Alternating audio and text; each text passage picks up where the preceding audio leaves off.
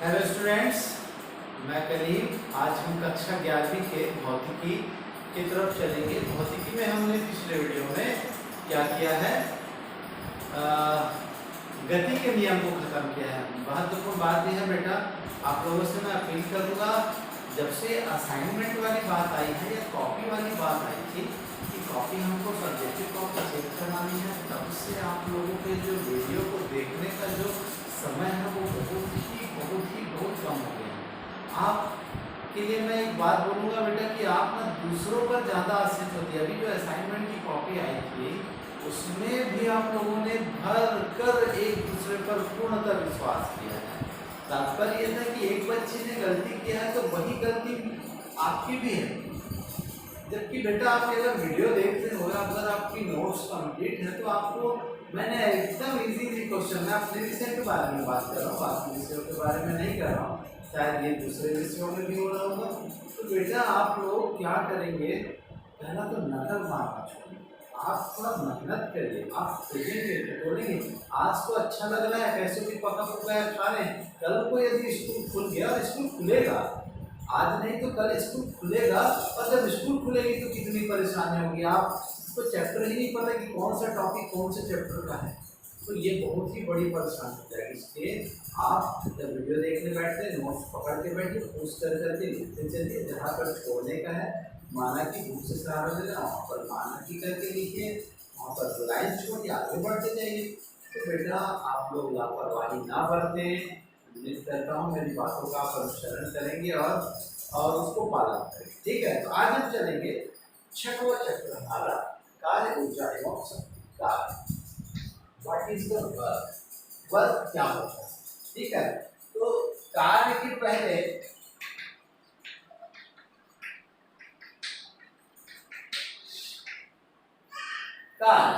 कार्य जैसे दैनिक जीवन में हम करते हैं ना, झाड़ू लगाना, हमारी माताएं बहनें झाड़ू लगाती है, पोछा करती है या बर्तन मांजती है, खाना पकाती है, हमारे मम्मी के अलावा हमारे पापा काम करने जाते हैं, ठीक है, वहाँ से काम करके आते हैं। या दैनिक जीवन में जो भी काम दिखाई पड़ता है, जो भी हम करते हैं उसे बोलते हैं मैंने आज ये कार्य किया, मतलब काम किया को मैंने क्या कहा, मैंने ये कार्य किया। अब इसे हम कार्य की संज्ञा देते हैं बेटा, लेकिन भौतिकी से कार्य नहीं समझता। भौतिकी में कार्य की अवधारणा दो बिंदुओं पर होती है, एक बल पर होती है और एक होती है विस्थापन। ठीक है, पहला होता है बल पर और दूसरा क्या होता है, विस्थापन पर। तो कार्य कब होता है, मान लीजिए मैं एक दीवार को बार बार धक्का मार रहा हूँ, तो उस दीवार को जब मैं धक्का मार रहा हूँ तो वस्तु में क्या नहीं हो रहा है, विस्थापन नहीं, और दीवार के स्थान में परिवर्तन नहीं हो रहा है। लेकिन जब मैं किसी मेज को क्या करता हूँ, बल लगाता हूँ, और बल लगाने पर वो मेज क्या हो जाती है, सरक जाती है, खिसक जाती है। तो इसका तात्पर्य क्या हुआ बेटा, अर्थात मैंने बल लगाया तो वस्तु यहाँ से वहां तक विस्थापित हो गई। तो दो अवधारणा काम किया, बल की अवधारणा में दो पद थे, एक बल था एक विस्थापन था। अर्थात जब किसी वस्तु पर बल लगाया जाता है तो उस वस्तु में क्या हो जाता है, विस्थापन होता है। उसे ही क्या कहते हैं, हम कार्य कहते हैं। इसलिए कार्य बराबर बल गुना क्या होता है बेटा, विस्थापन। कार्य बराबर होता है बल गुना विस्थापन, जिसको W से रिप्रेजेंट करते हैं, ये हो जाता है F डॉट D। ठीक है बेटा, ये होता है इसका फॉर्मूला, समझ में आया। ये था कार्य। कार्य एक अदिश राशि है, कार्य एक क्या है, अदिश राशि है। इसका SI मात्रक जूल होता है, CGS मात्रक अर्ध होता है, इसकी विमा ML2T-2 होती है। ये बेसिक चीजों को आपको परिभाषा के साथ लिखना पड़ेगा बेटा। ठीक है, अब आ जाते हैं हम अचर बल द्वारा किया गया है, अचर बल द्वारा किया गया था। अब ये अचर बल क्या होता है, अचर बल का क्या मतलब हुआ, जब क्या होता है, जब किसी वस्तु पर बल लगाया जाता है तो वस्तु के बल की दिशा में, जब वस्तु पर बल लगा रहे हैं तो बल की दिशा में ही क्या हो जाता है, मैंने इस तरीके से बल लगाया तो बल की दिशा में ही क्या होता है, जब वस्तु का विस्थापन होता है तो उसे ही क्या कहा जाता है, अचर बल द्वारा किया गया कार्य के बारे में कहा जाता है। तो बाकी ये सब चीजों को मैंने यही बता दिया था, यहाँ पर भी बता सकते हैं, यहाँ पर भी बता सकते हैं।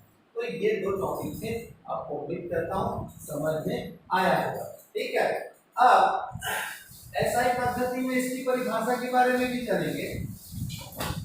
एसआई पद्धति में परिभाषा कैसे निकालते हैं देखेंगे उसका ना। हमारा फॉर्मूला क्या था, कार्य बराबर बल गुना विस्थापन। कार्य को कहते हैं 1 जूल, बल का होता है 1 न्यूटन, विस्थापन का 1 मीटर। तो ऐसे जब किसी वस्तु पर 1 न्यूटन का बल लगाया जाता है तो वह वस्तु 1 मीटर यदि विस्थापित हो जाती है तो उसे 1 जूल कार्य कहते हैं। जब कोई वस्तु, क्या बताया बेटा, जब किसी वस्तु पर 1 न्यूटन बल लगाया जाता है तो वस्तु 1 मीटर विस्थापित हो जाती है, उसे 1 जूल कार्य कहते हैं। सीजीएस पद्धति में देख लिया, सीजीएस में बताया कार्य बराबर होता है, कार्य का मात्रक होता है 1 अर्ग, सीजीएस में बल का होता है डाइन, ठीक है, और ये होता है 1 सेंटीमीटर। तो बताया जब किसी वस्तु पर 1 डाइन का बल आरोपित किया जाता है तो वह वस्तु 1 सेंटीमीटर विस्थापित होती है, तो वस्तु के कार्य को 1 अर्ग कार्य कहते हैं। ठीक है बेटा, तो ये था हमारा क्या, अर्ग डाइन, इसका सीजीएस पद्धति में और एसआई पद्धति में कार्य की परिभाषा। अब देखेंगे सीजीएस पद्धति और एसआई पद्धति में संबंध भी बता देते हैं। एसआई पद्धति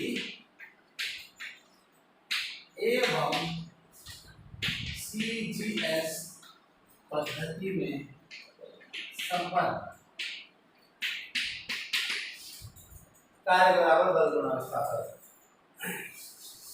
कार्य 1 जूल होता है, ये सब एसआई पद्धति का बेटा। अब 1 न्यूटन, ठीक है, 1 न्यूटन का बराबर क्या, बल, न्यूटन मतलब बल। यहाँ पे थोड़ा सा बल बराबर होता है द्रव्यमान गुना त्वरण गुना विस्थापन का होता है मीटर। तो द्रव्यमान को बोलते हैं किलोग्राम, त्वरण का कहते हैं 1 मीटर प्रति सेकंड का स्क्वायर, और मीटर को मीटर है। 1 किलोग्राम बराबर 1000 ग्राम, 1 मीटर बराबर 100 सेंटीमीटर और 1 मीटर बराबर 100 सेंटीमीटर। प्यारे बच्चों, मैंने सीजीएस एसआई पद्धति इधर और सीजीएस में कन्वर्ट कर दिया। 1 2 3 4 5 6 7 10 की घात कितनी आई, 7। तो 1 जूल बराबर 10 की घात कितनी होती है, 7 अर्ग। ये होता है स्टैंडर्ड मान। अगर आपको पूछेगा 1 जूल बराबर कितना होता है तो 10 की घात 7 अर्ग, और इसी को पूछ दिया 1 अर्ग बराबर क्या होता है, इसको बट्टे में ला देना, तो 10 की घात 7 जूल होता है। ऐसा बता सकते हो आप। ये था बेटा कार्य से संबंधित कुछ बातें। उम्मीद करता हूँ आपको क्या आया होगा, समझ में आया होगा। देख लीजिए, समझ लीजिए, फिर मैं आगे बढ़ूंगा।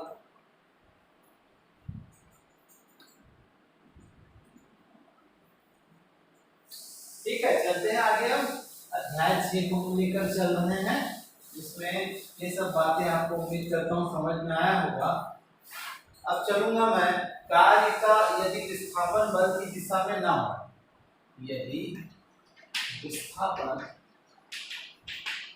कार्य का विस्थापन बल, यदि विस्थापन बल की दिशा में ना हो तो क्या होता है। ठीक है, तो क्या होता है जब बल की दिशा में नहीं होता है ना, तो बोलता है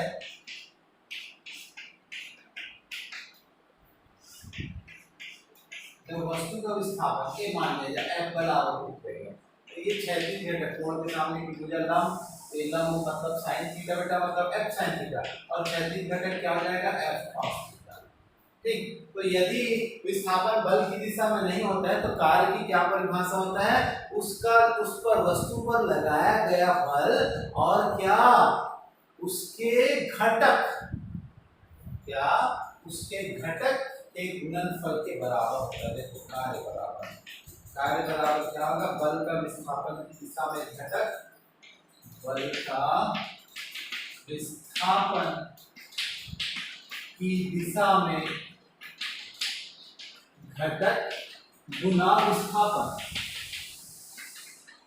तो विस्थापन में तो बल का घटक क्या है बेटा, बल F cos थीटा इंटू विस्थापन क्या है बेटा, d। ठीक है,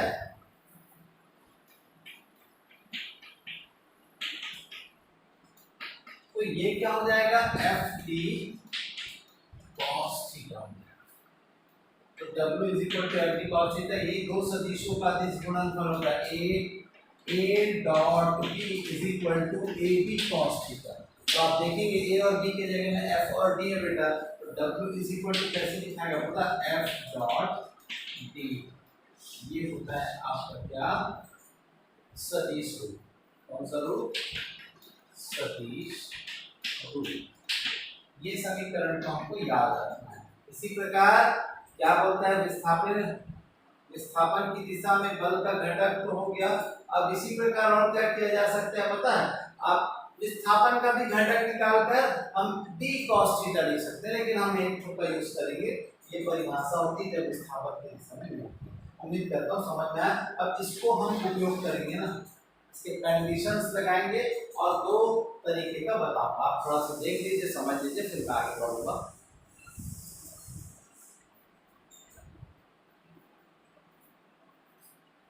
उम्मीद करता हूँ आगे बढ़ने में।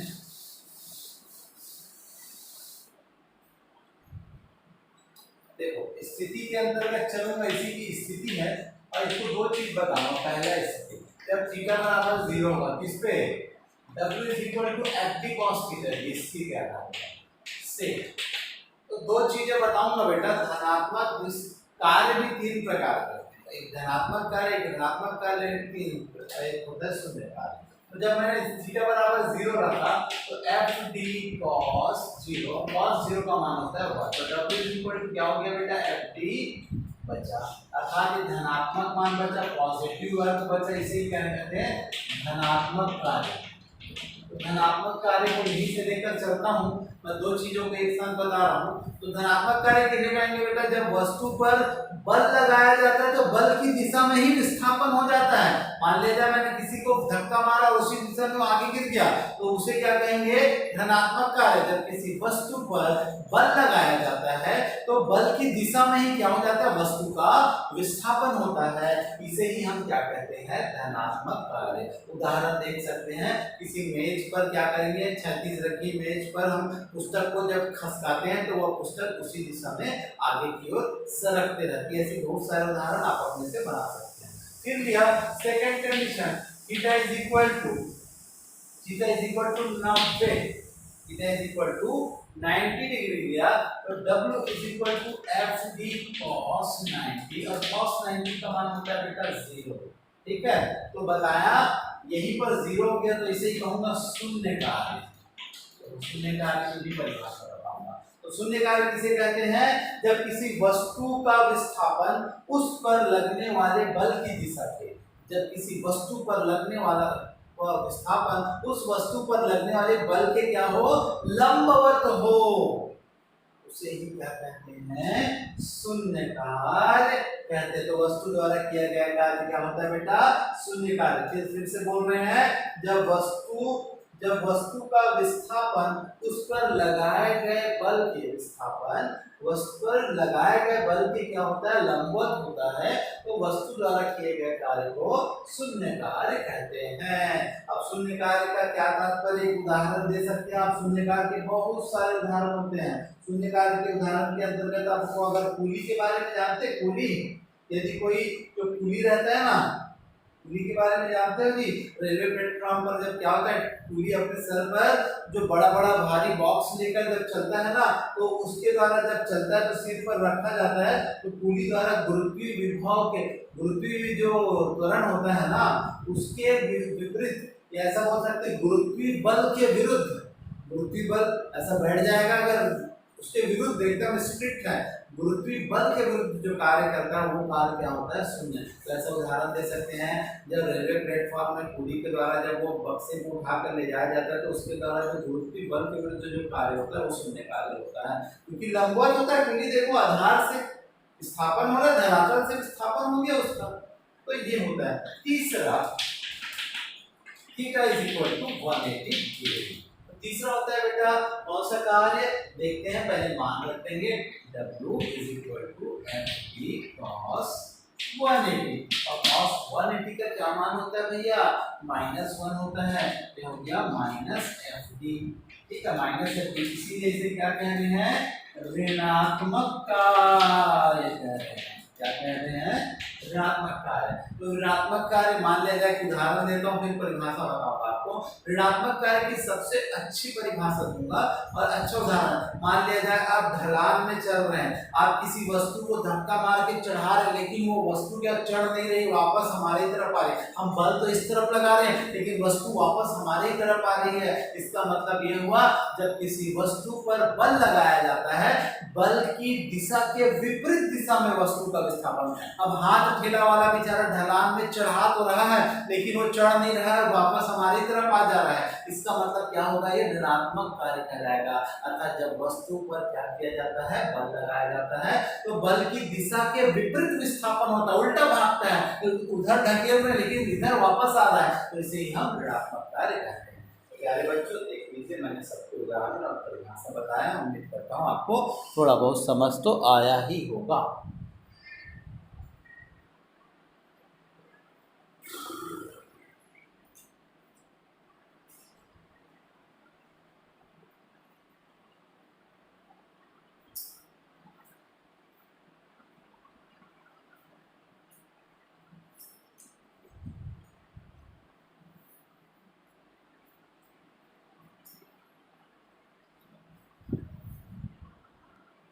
अब क्या आता है, हमारा नेक्स्ट है परिवर्ती बल द्वारा किया गया कार्य। नाम ही स्पष्ट है, क्या हो रहा है, परिवर्ती बल। कैसा मतलब, हर बार क्या होते जाएगा, work done by variable force. Variable मतलब बदल बदल के इनका क्या होगा, बल लगते जाएगा। तो बताया, जब किसी वस्तु पर बल लगाने पर उस वस्तु में क्या होता है, समय के साथ या वस्तु की स्थिति के आधार पर जब क्या होता है, उसमें परिवर्तित होती है। जब किसी वस्तु पर बल लगाने पर क्या, बल का मान, वस्तु पर बल लगाने पर बल का मान समय और स्थिति, वस्तु की स्थिति के साथ साथ क्या होती है, परिवर्तित होती है।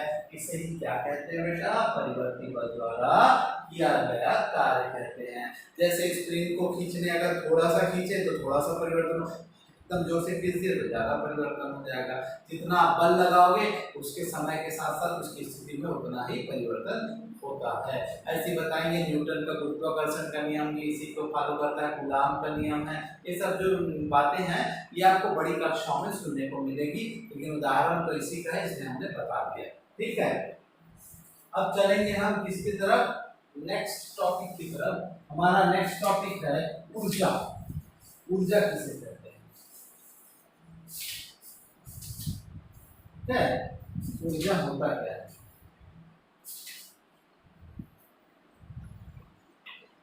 छोटी कक्षा में पढ़ा है आप लोगों ने, ऊर्जा किसे कहते हैं। ठीक है, तो देखिए सबसे पहले बेटा, ऊर्जा कहाँ से, देखो कार्य कब होगा, जब तक ऊर्जा नहीं होगी तब तक क्या नहीं हो पाएगा, कार्य नहीं हो पाएगा। इसलिए आपको कार्य करने के लिए ऊर्जा की आवश्यकता होती है। अर्थात जो चैप्टर है ना, कार्य ऊर्जा शक्ति, इसका तात्पर्य ये हुआ, जब आप क्या करोगे, भोजन ग्रहण करोगे जिससे ऊर्जा मिलेगी, ऊर्जा से शक्ति आएगी। ठीक है, और शक्ति आएगी तभी आपको क्या कर पाओगे, कार्य कर पाओगे। तो यही है बेटा, इससे क्या होगा, ऊर्जा। हमने बताया कार्य करने की क्षमता को ही ऊर्जा कहते हैं, कार्य करने की क्षमता को ही ऊर्जा कहते हैं। तो कार्य नहीं होगा अर्थात ऊर्जा होगा तभी कार्य होगा। तो इसका भी ऐसा ही मात्रक जो होता है ना, वही होता है जो किसका होता है, कार्य का। इसका होता है जूल, इसका भी बीमा वही होगा जो कार्य का होता है। तो कार्य का होता था mL/T-2। तो ये सभी चीजें है ना बेटा कॉमन रहेगी किसके लिए, ऊर्जा के लिए, जो कार्य का होता है, क्योंकि कार्य ही ऊर्जा है और ऊर्जा ही कार्य है, जूल साहब ने कहा था। जुल के अपने नियम के अनुसार। तो क्या कहा हमने भैया कि कार्य करने की क्षमता को ही हम ऊर्जा कहते हैं। अब ऊर्जा के बाद हम चलेंगे यांत्रिक ऊर्जा की तरफ। यांत्रिक ऊर्जा, मैकेनिकल एनर्जी, यांत्रिक ऊर्जा। तो क्या होता है यांत्रिक ऊर्जा, देखते हैं। जब कोई वस्तु द्वारा उसकी स्थिति, गति या विन्यास के कारण प्राप्त हुई ऊर्जा, प्राप्त की गई या छोड़ी गई, जब किसी वस्तु की स्थिति, क्या, जब किसी वस्तु की स्थिति, गति, विन्यास या छोड़े जाने के कारण जो ऊर्जा उत्पन्न होती है उसे ही क्या कहते हैं, हम यांत्रिक ऊर्जा कहते हैं। तो प्यारे बच्चों, यांत्रिक ऊर्जा दो प्रकार की होती है।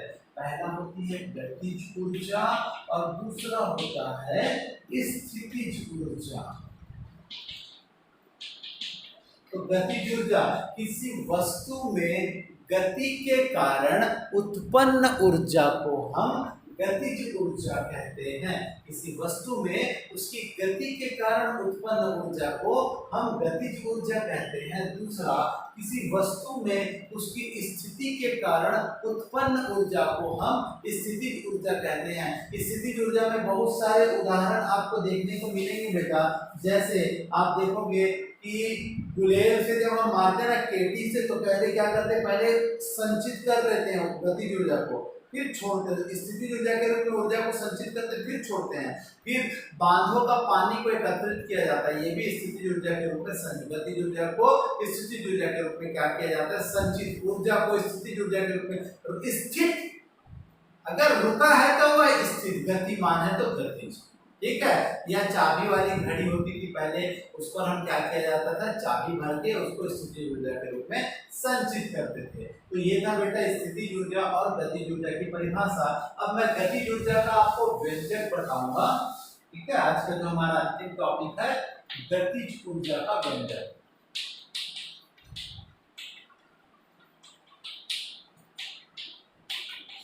गतिज ऊर्जा का व्यंजक। गतिज ऊर्जा मैंने बताया किसी वस्तु में गति के कारण उत्पन्न ऊर्जा। अब गतिज ऊर्जा के लिए जब मैं ऊर्जा के लिए जब व्यंजक बताऊंगा तो मान लेता हूं, माना कि द्रव्यमान का कोई वस्तु है, माना कि द्रव्यमान का कोई वस्तु है, ठीक है बेटा। द्रव्यमान का कोई वस्तु है जिसमें उसमें क्या होता है, F बल आरोपित किया जाता है, तो उसमें त्वरण उत्पन्न हो जाता है। जिस पर F पर आरोपित करने पर एक त्वरण उत्पन्न होता है, जिससे वह d दूरी d विस्थापित होकर क्या बनाती है, रुक जाती है या विरामावस्था में प्राप्त हो जाती है। ये दूरी विस्थापित होकर रुक जाती है। प्यारे बच्चों, मैं दो चार उदाहरण दूंगा आपको। देखो वेग में परिवर्तन को ही हम त्वरण कहते हैं। ध्यान से समझिएगा बेटा, वेग में परिवर्तन को हम त्वरण कहते हैं, ठीक है। तो वेग में जो परिवर्तन हुआ है उसको हम त्वरण तो कहें। तो कैसा परिवर्तन, जैसे मान लिया जाए मैं बाइक चला रहा हूँ, जब मैं बाइक चला रहा हूँ तो एक्सीलेटर दिया, मेरे गाड़ी 20 में थी 40 तक पहुंच गई, तो मेरे वेग में परिवर्तन हुआ। धनात्मक वाला परिवर्तन 20 से 25, 25 से 30, 30 से 35, 35 से 40 हुआ होगा। तो धनात्मक वाला परिवर्तन हुआ, तो वेग में परिवर्तन समय के साथ साथ होगा, उसे ही त्वरण कहते हैं। उल्टा, अब मान लिया जाए मेरे घर के सामने मैं आ रहा हूँ और मेरा घर पहुंचने वाला है, तो मैं ब्रेक मारूंगा। मेरी गाड़ी 50 पे थी, मैंने जब ब्रेक मारा तो मेरा गाड़ी 45, 40, 35, 30, 25, 20, 15, 10, 5, 0। तो वेग में धीरे धीरे परिवर्तन हो रहा है, लेकिन कमी वाला परिवर्तन हो रहा है, इसलिए ये ऋणात्मक त्वरण। जब वेग में कमी वाला परिवर्तन होगा तो ऋणात्मक त्वरण, ऐसे ही मंदन कहते हैं। और जब वृद्धि वाला परिवर्तन होगा तो उसे धनात्मक त्वरण कहते हैं। तो रुक जाती है बोला है, मतलब ब्रेक मारा गया है गाड़ी में और धीरे धीरे रुक रही है। तो अब देखिएगा इसको, ठीक है। तो बल बराबर क्या होता है बेटा, कार्य बराबर बल गुना विस्थापन। अब इसका स्टैंडर्ड फॉर्मूला है गति के द्वितीय समीकरण के, गति के इसके न्यूटन में द्वितीय समीकरण से F is equal to m a, तो F का मान यहाँ रख देंगे ना, तो W इज इक्वल टू क्या हो जाएगा, मैग हो जाएगा। फिर हम जानते हैं गति के तृतीय समीकरण, गति के से तृतीय समीकरण से v square is equal to u square plus 2as। अब क्या हो रहा है बेटा, जब वस्तु कोई गतिशील है ना तो वो अंतिम पे जाकर रुक जा रही है, रुक जा रही मतलब v का मान 0 हो गया, बराबर क्या हो गया u स्क्वायर प्लस 2a। ए ना होकर क्या होगा, माइनस है। क्यों माइनस होगा बेटा, क्योंकि वो रुक रही है, मतलब ब्रेक मारा गया है गाड़ी में, गाड़ी धीरे धीरे धीरे धीरे धीमी हो रही है, मतलब ब्रेक में कमी हो रहा है, कमी वाला परिवर्तन हो रहा है, और कमी वाला परिवर्तन को ऋणात्मक त्वरण कहते हैं। इससे मैंने ऋण लिया और ये विस्थापन को मैंने डी कहा है, ठीक है। अब चूंकि यूनिवर्सल v होता है, u इज इक्वल टू क्या मानूंगा मैं, v ले लेता हूँ, ठीक है, क्योंकि वेग मतलब v ही समझता है, हम समझते हैं। तो 0 is equal to v square minus 2ad, minus 2ad इधर आ गया तो क्या हो जाएगा बेटा, 2ad is equal to v square, तो ad is equal to v square बटे 2। अब ये समीकरण नंबर 2 में हम क्या करेंगे, ad का मान रख देंगे। समीकरण नंबर 2 में ad का मान रखने पर तो रखा तो क्या हो गया, w is equal to mv square by 2, या w is equal to 1/2 mv का स्क्वायर, और बोलते कार्य ही ऊर्जा है, कार्य किया गया कार्य उसकी गतिज ऊर्जा के बराबर होती है। गतिज ऊर्जा को k से रिप्रेजेंट करते हैं, ke काइनेटिक एनर्जी, तो ke इज इक्वल टू क्या हो गया, हाफ mv का स्क्वायर। तो ये था बेटा आपका गतिज ऊर्जा का व्यंजक। उम्मीद करता हूँ आपको समझ में आया होगा, देख लीजिए, समझ लीजिए।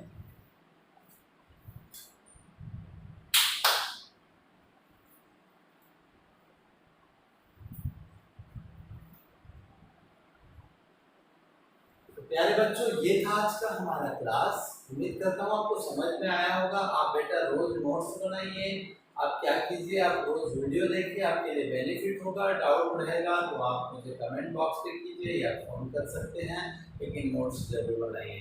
तो आज के लिए हम इतने करेंगे बेटा, फिर मिलेंगे हम अगली क्लास की तरफ। तब तक के लिए धन्यवाद।